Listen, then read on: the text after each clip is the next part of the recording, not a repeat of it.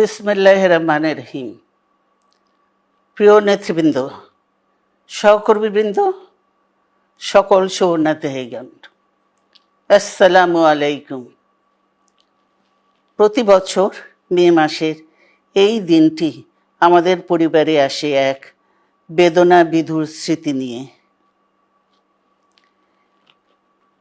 এই দিনে শুধু আমাদের পরিবার নয়, বরং সমগ্র দেশই হয়ে উঠে পড়েছিল বেদনার্ত ও অভিভাবকহীন। আমাদের প্রিয় মাতৃভূমি বাংলাদেশের জন্মের সাথে জড়িয়ে থাকা এক অবিচ্ছেদ্য নাম শহীদ প্রেসিডেন্ট জিয়াউর রহমান, যে চট্টগ্রাম থেকে স্বাধীনতার ঘোষণা করে তিনি এ দেশের সাথে তার নাম অবিচ্ছেদ্য করেছিলেন। সেই চট্টগ্রামেই এক সফল, সৎ, দূরদর্শী ও প্রকৃত দেশপ্রেমিক প্রেসিডেন্ট হিসেবে নিজের জীবন উৎসর্গ করেছেন।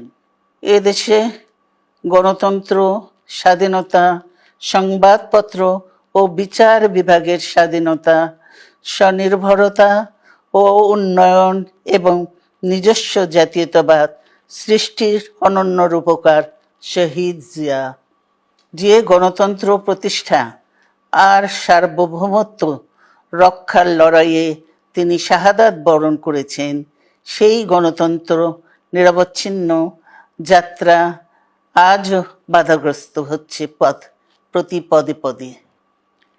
খুব শীঘ্রই আমরা বাংলাদেশকে গণতন্ত্রে পুনঃপ্রতিষ্ঠিত দেখতে পাব।